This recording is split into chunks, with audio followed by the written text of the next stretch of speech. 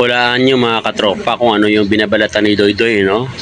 Yan, binabalatan nyo. Masarap ito sa mga nakakilala nito, ano? Ito yung nilagang gabi. Yan. Nilagang gabi, tapos may kapartner na, yan o, kape. Wow! Super sarap sa umaga yan. Walang sinabi ang pandesal nyo rito. Sa aming mga taga-bundok, mga laking probensya, oh. Nilagang gabi sa kape. Oh, you know, na may kape, oh.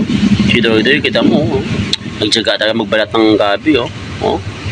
Walang pakialam, oh. Psst. Psst. Ano yun, Doy?